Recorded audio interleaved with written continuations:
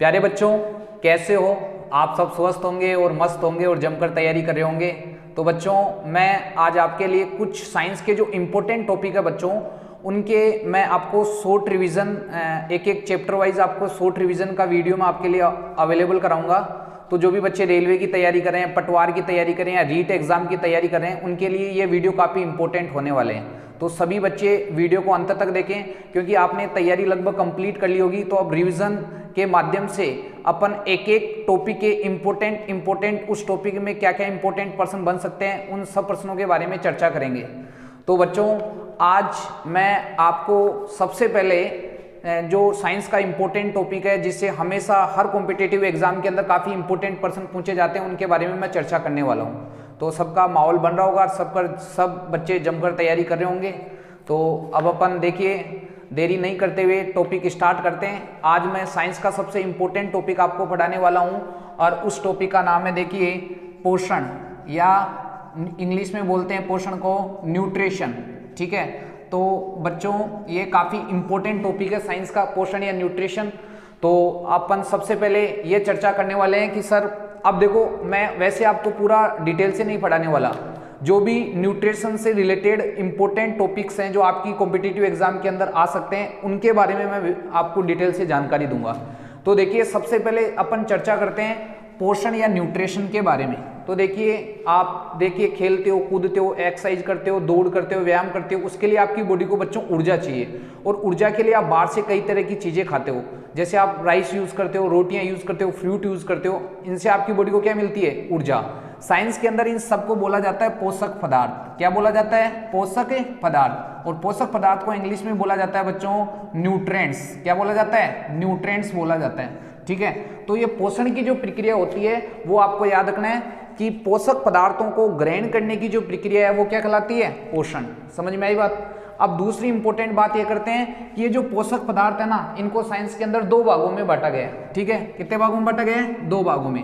एक तो बच्चों होते हैं कार्बनिक यौगिक, जिन्हें ऑर्गेनिक कंपाउंड कहा जाता है, कार्बनिक यौगिक। और एक होते हैं बच्चों कौन से? अकार्बनिक यौगिक। ठीक है, तो आपको याद रखना है कि पोषक तत्वों को दो भागों में बांटा गया है, एक कार्बनिक यौगिक और एक अकार्बनिक यौगिक। कार्बनिक यौगिक कौन कौन से होते हैं? तो आपको याद रखना है, एक तो होता है कार्बोहाइड्रेट। ठीक है, एक तो होता है कार्बोहाइड्रेट, एक होता है प्रोटीन, और एक होता है वसा, और एक होता है विटामिन। ठीक है बच्चों, तो आपको पता लगेगा कि कार्बनिक यौगिक कौन कौन से? कार्बोहाइड्रेट, प्रोटीन, वसा और विटामिन। और अकार्बनिक यौगिक कौन कौन से? जल और खनिज लवण, जिन्हें मिनरल्स कहा जाता है। ठीक है, तो यहां से एक इंपॉर्टेंट पर्सन दे रहा हूं मैं आपको। ठीक है, क्या इंपॉर्टेंट पर्सन? जो आपकी रेलवे के लिए या और किसी अदर कॉम्पिटिटिव एग्जाम के लिए काफी इंपॉर्टेंट है। देखिए, क्या कि कार्बनिक यौगिक कौन कौन से हैं? आपको याद रखना है कार्बोहाइड्रेट, प्रोटीन, वसा और विटामिन। जबकि अकार्बनिक यौगिक कौन कौन से हैं? तो आपको याद रखना है जल और खनिज लवण। ठीक है, तो एग्जाम के अंदर आपको ऐसे पूछा जा सकता है कि बताइए निम्न में से कौन सा कार्बनिक यौगिक है और निम्न में से कौन सा अकार्बनिक यौगिक है। पहला प्रश्न तो यहां बन जाता है।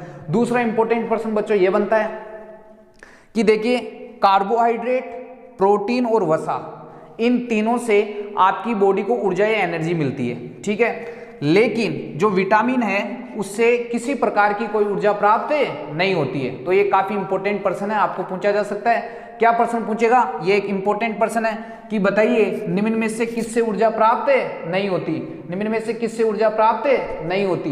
तो देखिए, हाँ जी, तो आपको एग्जाम के अंदर प्रश्न क्या पूछेगा? देखिए, क्या कि बताइए निम्न में से किससे ऊर्जा प्राप्त नहीं होती?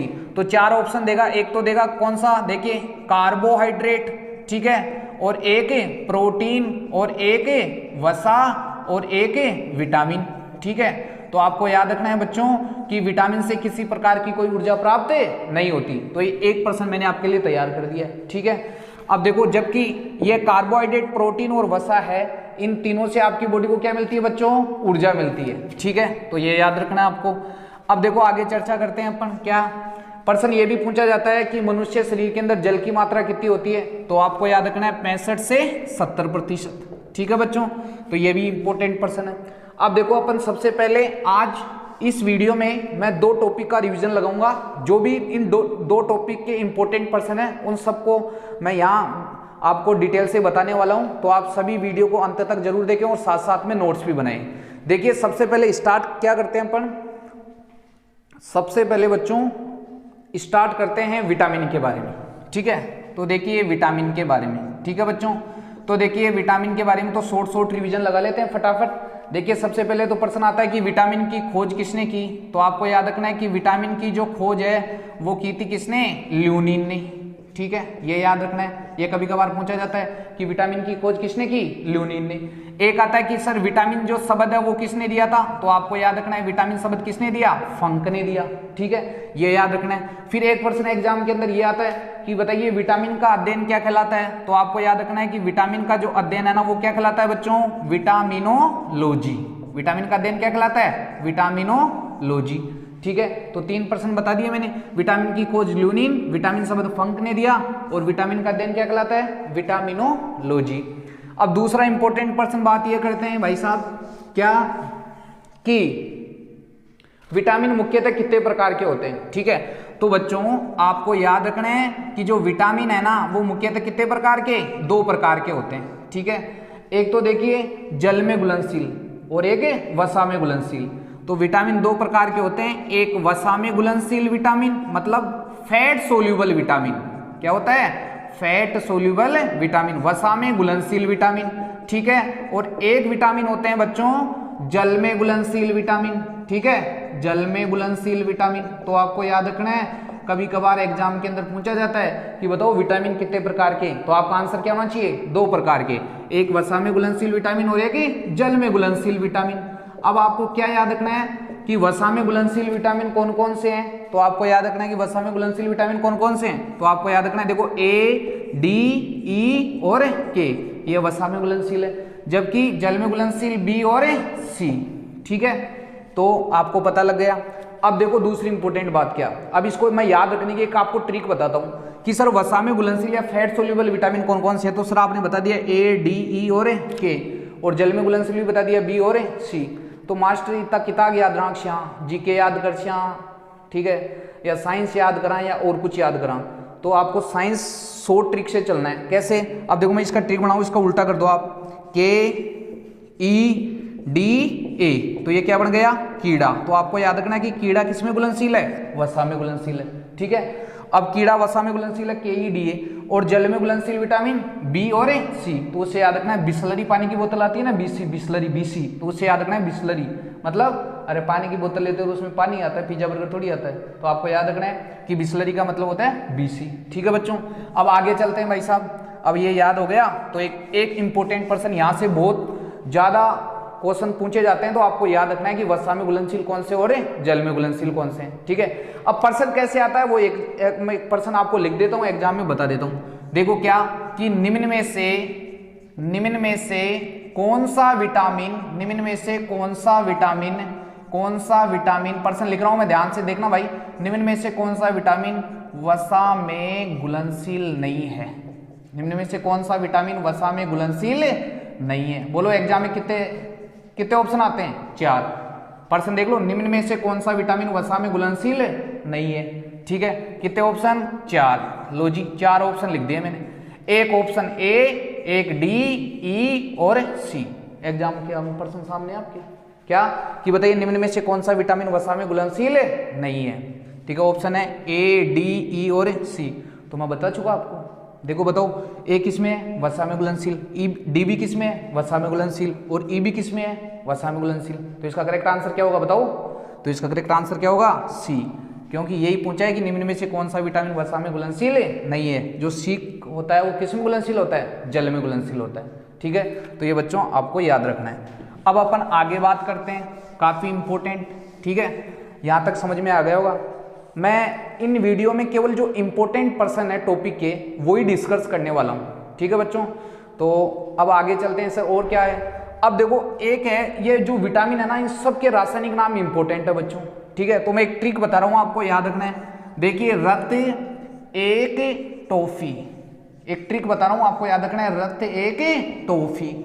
अब क्या करो, देखो 1 2 3 4 5 और 6 वर्ड हैं, तो देखो लिख लो A B C D E और K, ऐसे लिख लो, ठीक है, अब आपको याद क्या रखना है, देखो आराम से, विटामिन ए के ऊपर क्या है, रे, तो याद रखना है विटामिन ए का रासायनिक नाम क्या होता है, रेटिनोल। और बी का रासायनिक नाम क्या होता है, थाइमीन। ठीक है, ऐसे याद रखना है थाइमीन। ठीक है, और विटामिन सी का रासायनिक नाम तो आपको याद रखना है एस्कोर्बिक अम्ल। विटामिन सी का रासायनिक नाम क्या होता है, एस्कोर्बिक अम्ल। विटामिन डी कैसे याद रखना है क्या बच्चों, कैल्सीफेरोल। क्या याद रखना है, कैल्सीफेरोल। तो विटामिन डी का रासायनिक नाम क्या है, कैल्सीफेरोल। अब अपन बात करते हैं विटामिन ई, तो ई का रासायनिक नाम क्या है बताओ, टोकोफेरोल। टोकोफेरोल, टो से टोकोफेरोल याद रखना है। ठीक है, अब आपको याद करना है विटामिन के, तो के का रासायनिक नाम है आपको याद करना है फाइलोक्विनोन। क्या याद करना है, फाइलोक्विनोन। ठीक है, तो फाइलोक्विनोन हो गया। अब इसका एक और नाम होता है नेप्थोक्विनोन। क्या होता है, नेप्थोक्विनोन। ठीक है बच्चों, तो भाई साहब मैंने है ना एक इंपॉर्टेंट ट्रिक बताइए आपको, रट एक टोपी, उससे आपको देखो कितने परसेंट याद हो गए, पूरे टोटल 6% याद हो गए। कैसे परसेंट याद हुए 6, देखो विटामिन ए का रासायनिक नाम रेटिनोल, बी का क्या हो गया थाइमीन, सी का एस्कोर्बिक अम्ल, और डी का कैल्सीफेरोल, और ई का टोकोफेरोल, और के का फाइलोक्विनोन या नेप्थोक्विनोन। तो ये बच्चों याद हो गया। अब आगे चलते हैं, आगे क्या इंपॉर्टेंट है, आगे ये इंपॉर्टेंट है। हाँ जी, देखो कुछ और इंपॉर्टेंट पर्सन मैं आपको बताता हूं क्या। हाँ जी, देखिए ऐसे आता है कि भाई साहब सुंदरता का विटामिन कौन सा होता है, सुंदरता का विटामिन। हाँ जी, तो सुंदरता का विटामिन जिसे इंग्लिश में बोला जाता है ब्यूटी विटामिन, सुंदरता का विटामिन या ब्यूटी विटामिन। तो सुंदरता का या ब्यूटी विटामिन कौन सा होता है, तो आपको बताना है ई। ठीक है, सुंदरता का विटामिन ई। अरे आप फेस वॉश यूज करते हो तो उसमें देखना कंपोजिशन के अंदर विटामिन ई होता है। ठीक है, तो सुंदरता का विटामिन कौन सा है, ई। एक आता है, हाँ जी, दूसरा इंपॉर्टेंट पर्सन, धूप का विटामिन कौन सा है, कौन सा, धूप का विटामिन। इसको इंग्लिश में क्या बोलते हैं भाई साहब, ये भी याद रखना है, सनसाइन विटामिन। अरे क्या बोलते हैं, सनसाइन विटामिन, ये भी याद रखना है। ठीक है बच्चों, देखो सनसाइन या धूप का विटामिन कौन सा है, तो आपका आंसर है विटामिन डी। ठीक है, अब आगे चलते हैं। ठीक है, तो अपन इंपॉर्टेंट पर्सन के बारे में डिस्कस कर रहे हैं। आगे चलते हैं, पर्सन ऐसे आता है, बताओ कि बताइए जो दूध होता है ना, जो दूध होता है ना बच्चों, उसके अंदर कौन सा विटामिन नहीं पाया जाता, तो आपको याद रखना है विटामिन सी नहीं पाया जाता। ठीक है, ये एग्जाम में पर्सन भी पूछा जा सकता है कि बताइए मानव दूध में कौन सा विटामिन है नहीं पाया जाता, तो आपका आंसर क्या होना चाहिए, विटामिन सी। ठीक है, अब अपन देखो इसका अपवाद भी बोला जाता है, ऊँटने का जो दूध होता है ना उसमें विटामिन सी पाया जाता है। ठीक है, अब देखो दूध से रिलेटेड कुछ इंपॉर्टेंट पर्सन है जो मैं आपको यही बता देता हूँ। ठीक है, क्या, देखो पहला पर्सन आता है दूध से रिलेटेड कि सर दूध का जो पीएच मान है ना वो कितना होता है, दूध का पीएच मान, तो आपको याद रखना है 6.4। ठीक है, याद रखना है, और बताओ कैसा होता है, हल्का अम्लीय होता है। ठीक है बच्चों, दूध का पीएच मान कितना होता है, 6.4, हल्का अम्लीय।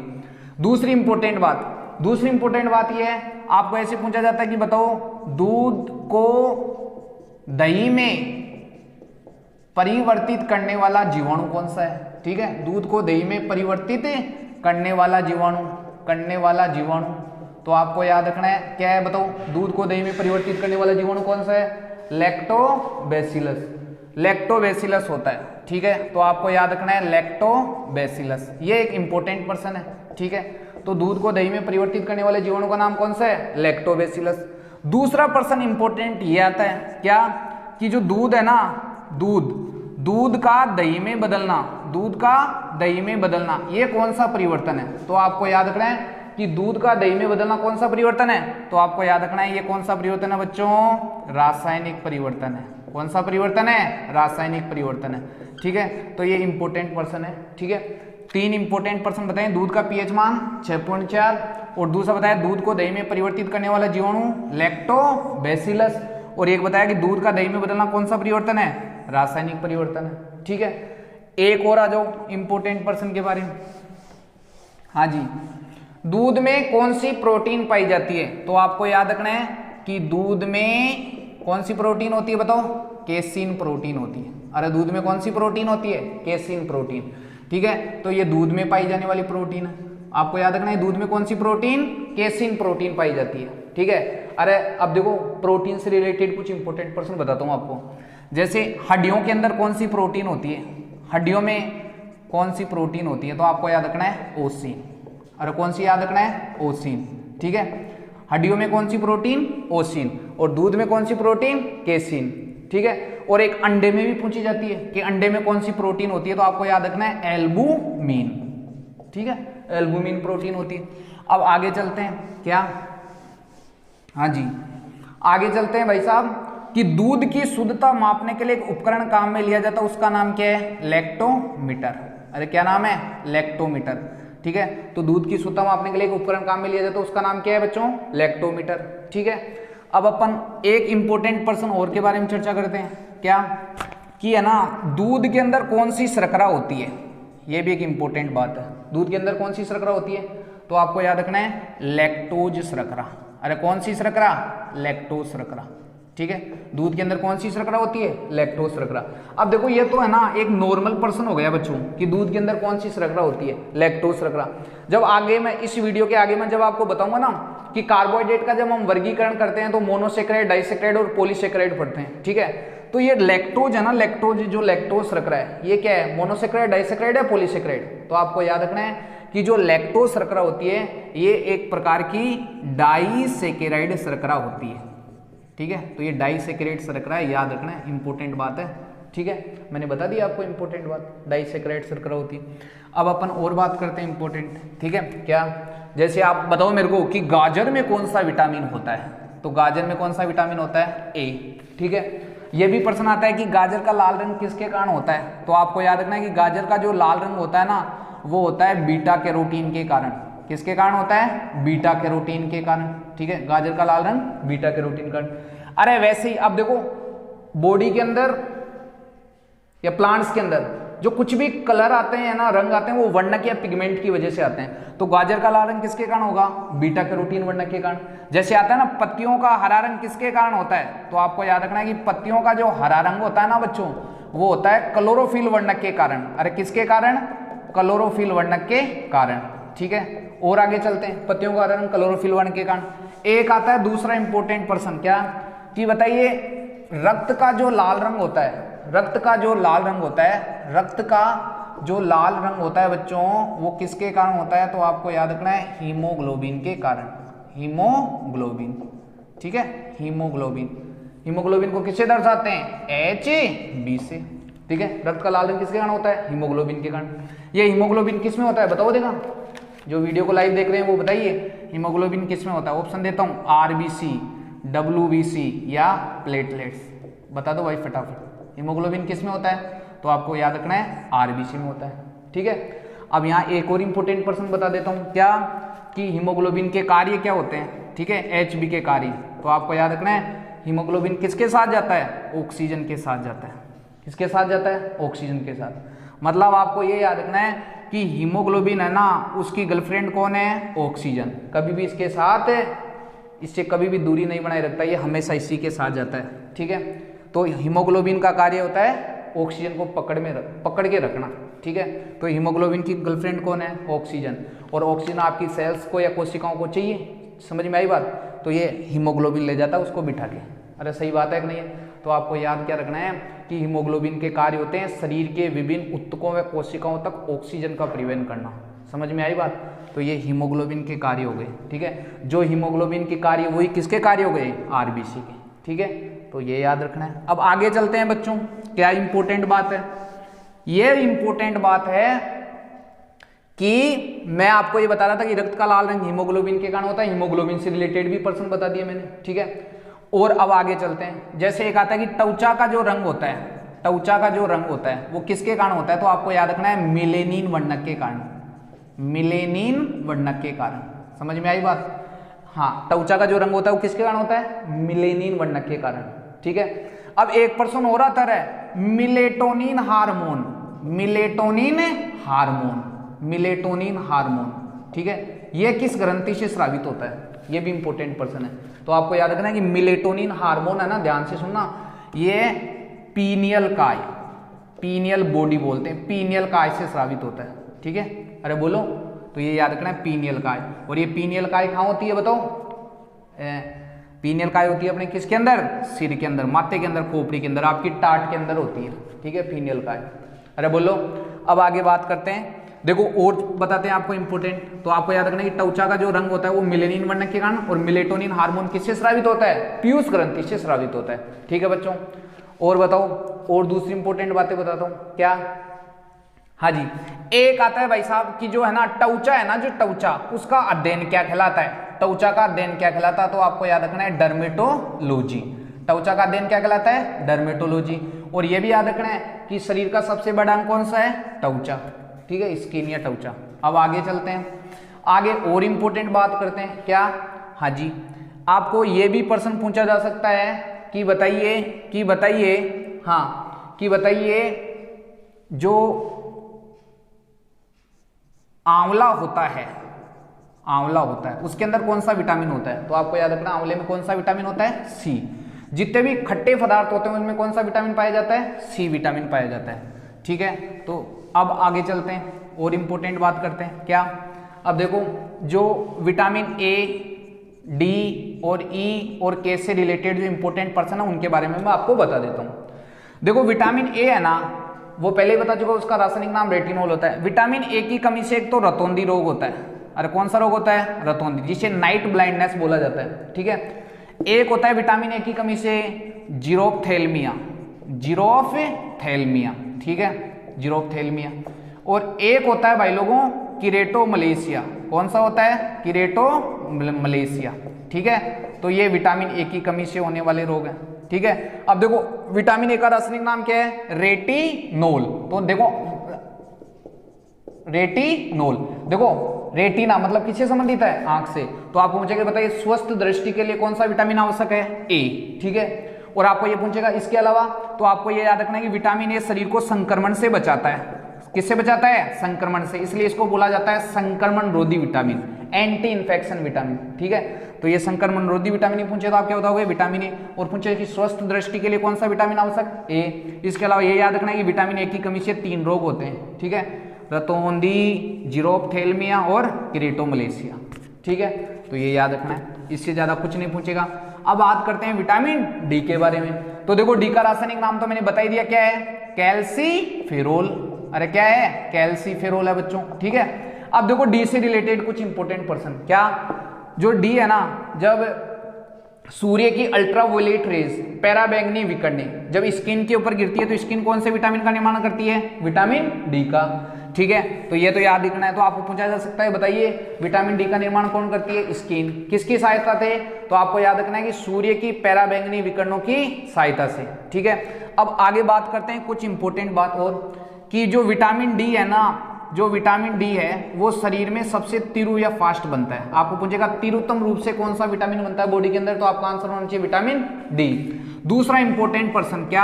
आपको ये याद रखना है कि दूसरा इंपॉर्टेंट पर्सन आपको ये याद रखना है कि कौन सा विटामिन हार्मोन की तरह कार्य करता है? तो आपको याद रखना है विटामिन डी। ये विटामिन डी है वो किसकी तरह कार्य करता है? हार्मोन की तरह कार्य करता है, ठीक है।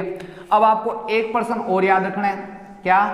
हाँ जी, जो विटामिन डी है ना, काफी इंपॉर्टेंट है बच्चों। विटामिन डी की कमी से कौन कौन से रोग होते हैं? तो विटामिन डी की कमी से होने वाले 2 रोग मैं आपको बता रहा हूं जो आपको याद रखना है। एक तो होता है रिकेटस। कौन सा होता है? रिकेटस, जिसे बोलते हैं सूखा रोग, ठीक है। और एक होता है बच्चों ओस्ट्रियोमलेशिया। ओस्ट्रियोमलेशिया, ये विटामिन डी की कमी से होने वाले रोग हैं, याद कर लेना, काफी इंपॉर्टेंट है। क्या? एक तो रिकेटस या सूखा रोग, ये विटामिन डी की कमी से होता है, और एक ओस्ट्रियोमलेशिया, ये विटामिन डी की कमी से होता है। अब दोनों रोग में क्या होता है, ठीक है, ये तो बच्चों में होता है और ये एडल्ट के अंदर या वयस्कों के अंदर होता है। तो आपको ये बात याद रखनी है कि जो विटामिन डी है ना, ये जो रिकेटस या सूखा रोग है या ओस्ट्रियोमलेशिया है, इनसे शरीर का कौन सा अंग प्रभावित होता है? तो आपको याद रखना है हड्डियां प्रभावित होती है। हड्डियां मुलायम है, क्या हो जाती है? कमजोर। तो आपको याद रखना है कि हड्डियां मुलायम है कमजोर किस रोग में होती है? तो आपको याद रखना है रिकेटस और ओस्ट्रियोमलेशिया में, ठीक है, ये याद रखना है। अब आगे चलते हैं, क्या? हाँ जी, ये तो पता है ना कि एक वयस्क मनुष्य में हड्डियों की संख्या कितनी होती है 206 और बच्चों में कितनी होती है 300 होती है। ठीक है, ये इंपॉर्टेंट बात है। अब आगे चलते हैं। देखो विटामिन ए के बारे में भी जो रिलेटेड इंपॉर्टेंट पर्सन थे वो मैंने बता दिए, और विटामिन डी से रिलेटेड भी इंपॉर्टेंट पर्सन बता दिए। अब चर्चा करेंगे विटामिन ई के बारे में। तो ये तो बता ही दिया ना, ई का रासायनिक नाम क्या है, टोकोफेरोल। ये भी बता दिया कि सुंदरता का विटामिन कौन सा है, ई। और ये भी बता दिया आपको, ये भी याद रखना है कि जो विटामिन है ना, इसकी कमी से बांझपन हो जाता है। किसकी कमी से, बांझपन। तो आपको याद रखना है कि रिप्रोडक्टिव सिस्टम या जनन तंत्र से संबंधित विटामिन कौन सा है, विटामिन ई। ये याद रखना है, काफी इंपॉर्टेंट है। ठीक है, अब आगे चलते हैं। जितने भी जो तेलीय बीज होते हैं ना बच्चों, तेलीय बीज हो गए, अंकुरित बीज हो गए, उनके अंदर कौन सा विटामिन होता है, विटामिन ई। तो ये याद रखना है। अब बात करते हैं विटामिन के बारे में। ठीक है, तो आपको याद रखना है कि जो विटामिन के है वो क्या बनाता है, रक्त का थक्का। ठीक है, तो आपको पूछेगा बताइए रक्त का थक्का बनाने में कौन सा विटामिन सहायक है, विटामिन के। ये भी याद रखना है क्या कि रक्त का थक्का देरी से कौन से विटामिन की कमी से, विटामिन के की कमी से। ठीक है, अब मैं यहाँ एक इंपॉर्टेंट पर्सन दे रहा हूं आपको, क्या, जैसे आपने सुना होगा ना हीमोफीलिया। ठीक है, हीमोफीलिया, हीमोफीलिया जिसे साई रोग भी बोलते हैं, साई रोग, या जिसे रॉयल डिजीज भी बोलते हैं। क्या बोलते हैं, रॉयल डिजीज। ठीक है, एक इंपॉर्टेंट पर्सन दे रहा हूं ना, हीमोफीलिया साई रोग जिसे रॉयल डिजीज भी बोलते हैं। इसमें क्या होता है बच्चों, ये एक आनुवांशिक रोग है। आनुवांशिक रोग मतलब जेनेटिक डिसऑर्डर या जन्मजात रोग है। इसमें रक्त का थक्का नहीं जमता है। ठीक है, एक ऐसा आनुवांशिक रोग है जिसमें रक्त का थक्का नहीं जमता है। तो आपको पूछा जा सकता है कि बताइए हीमोफीलिया से ग्रसित व्यक्ति को कौन से विटामिन की खुराक देनी चाहिए, तो क्या बताओगे, विटामिन के की। और यह भी प्रश्न पूछा जाता है, देखो जिन व्यक्तियों में विटामिन के की कमी है, डॉक्टर उनका जनरली ऑपरेशन है नहीं करते। तो पूछा जा सकता है कि कौन से विटामिन की कमी वाले रोगियों का सामान्यतः डॉक्टर ऑपरेशन नहीं करते, तो क्या बताओगे, विटामिन के। ठीक है बच्चों, अब अपन बात करते हैं। देखो वसा में घुलनशील जो सारे विटामिन है ना, उनके बारे में मैंने आपसे चर्चा कर ली है। अब अपन बात करेंगे, देखिए सबसे इंपॉर्टेंट बात क्या है, जल में घुलनशील विटामिन। ठीक है, तो जल में घुलनशील विटामिन कौन कौन से हैं, तो आपको याद रखना है कि जो जल में घुलनशील विटामिन है ना, वो कौन कौन से हैं बताओ, जल में घुलनशील विटामिन बी और सी। ठीक है, अब पहले सी के बारे में चर्चा कर लेते हैं। जो विटामिन सी है ना, वो आपको इतना सा याद रखना है कि इसकी कमी से कौन सा रोग होता है, हाँ जी, इसकी विटामिन सी की कमी से रोग होता है स्कर्वी रोग। अरे कौन सा रोग होता है, स्कर्वी रोग। इसमें दांत और मसूड़ों में खून आता है। ठीक है, इसके अलावा जो विटामिन सी है ना, ये घाव बढ़ने में सहायक है। ठीक है, लो जी, घाव बढ़ने में सहायक है।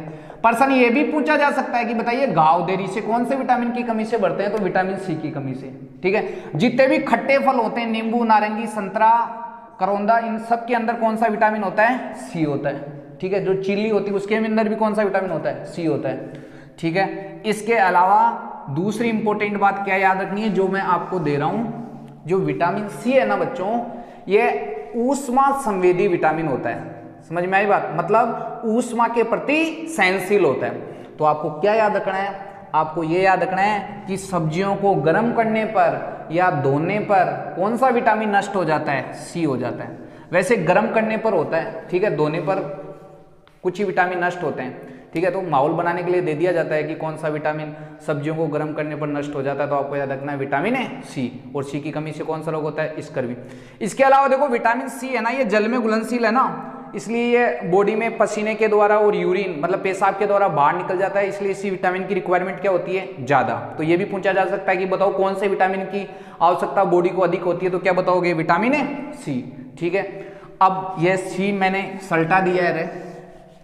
अब देखो बी कॉम्प्लेक्स के बारे में चर्चा करते हैं। तो भाई साहब आपको क्या याद रखना है, अरे बी की जो बी कॉम्प्लेक्स है ना, उसके नाम याद रखना है, B1, B2, B3, B5 और B6 और B7। ठीक है, और आपको याद रखना है हाँ जी, B9 और B12, इनके सबके रासायनिक नाम आपको याद होने चाहिए। देखो B1 का रासायनिक नाम क्या है, तो आपको याद रखना है थाइमीन, और B2 का तो आपको याद रखना है भाई साहब, B2 का याद रखना है राइबोफ्लेविन। ध्यान से सुनना है, राइबोफ्लेविन। ठीक है, और B3 का तो आपको याद रखना है नियासिन। ठीक है, और B5 का तो आपको याद रखना है पेंटाथेनिक अम्ल, पेंटाथेनिक अम्ल। ठीक है, और B6 का पूछे तो आपको याद रखना है पायरिडॉक्सिन। अरे क्या याद रखना है, पायरिडॉक्सिन। और B7 का पूछे तो बायोटीन। अरे B7 का पूछे तो क्या बताओगे? बायोटीन। समझ में आई बात? तो देखो विटामिन B1 का थायमीन, रासायनिक नाम बता रहा हूं ये, और B2 का राइबोफ्लेविन, और B3 का नियासिन, और B5 का पेंटाथेनिक अम्ल, और B6 का पायरिडोक्सिन, और B7 का बायोटीन। अब अपन चर्चा करते हैं क्या कि सर B9 के बाद में, B7 के बाद में एक आता है भाई लोगों B9, ठीक है, और एक आता है B12, ठीक है। B9 का रासायनिक नाम क्या है? तो आपको याद रखना है फोलिक अम्ल होता है। अरे क्या कौन सा अम्ल होता है? फोलिक अम्ल होता है। और B12 का तो आपको याद रखना है साइनोकोबालेमिन।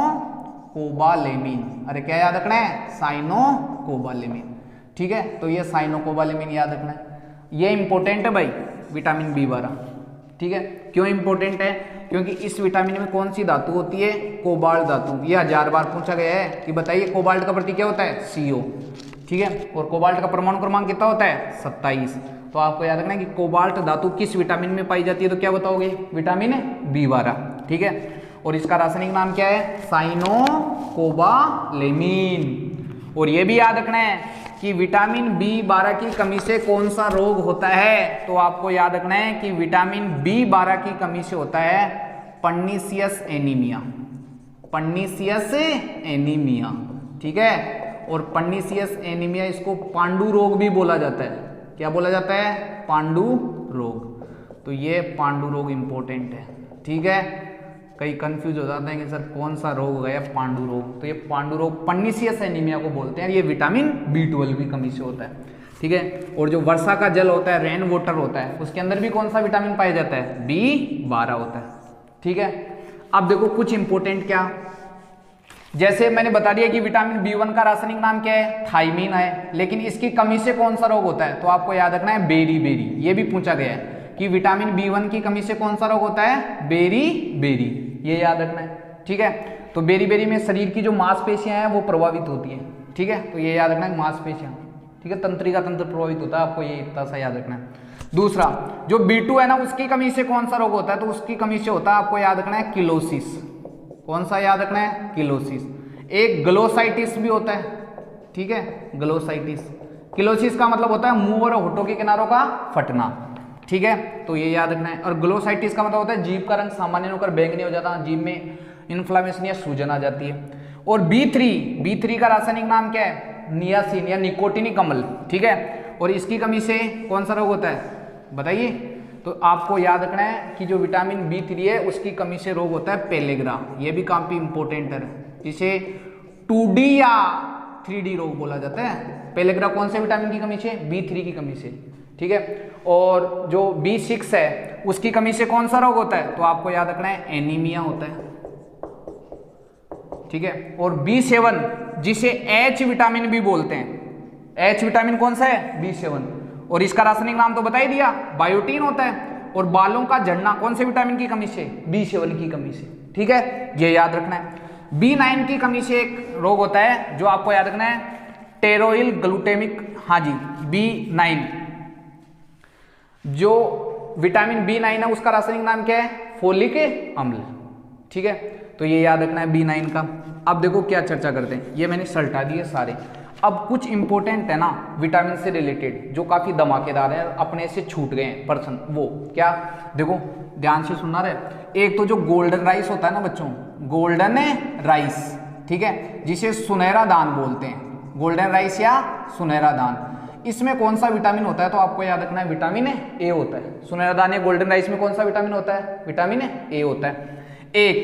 एक भाई साहब जीर्णता विरोधी विटामिन, जीर्णता विरोधी विटामिन, ध्यान से सुना रहे, इंपॉर्टेंट है जीर्णता विरोधी विटामिन, या जिन्हें इंग्लिश में क्या बोला जाता है? एंटीऑक्सीडेंट विटामिन, मतलब एंटीऑक्सीडेंट विटामिन, हाँ जी। मतलब अगर ये किसी में होते हैं ना ज्यादा, अगर अच्छी मात्रा में है तो बुढ़ापा देरी से आता है, तो भाई साहब देख लेना आप कौन से होते हैं, जीर्णता विरोधी विटामिन या एंटीऑक्सीडेंट विटामिन। तो आपको याद रखना है C तथा E, ये दो होते हैं, ठीक है। दूसरी इंपॉर्टेंट बात क्या याद रखनी है आपको, जैसे ये पूछा जाता है कि H विटामिन कौन सा है, तो क्या बताओगे? B7, ठीक है। एक पूछा जाता है G विटामिन कौन सा होता है, तो B2, ठीक है। एक पूछा जाता है M विटामिन कौन सा होता है, ठीक है। तो आपको याद रखनी है क्या कि देखो H विटामिन कौन सा होता है B7 और H विटामिन कौन सा B7। पूछा जाता है G विटामिन कौन सा, तो याद रखना है B2G। और एक पूछा जाता है M विटामिन कौन सा है, M विटामिन कौन सा है, तो आपको याद रखना है B9।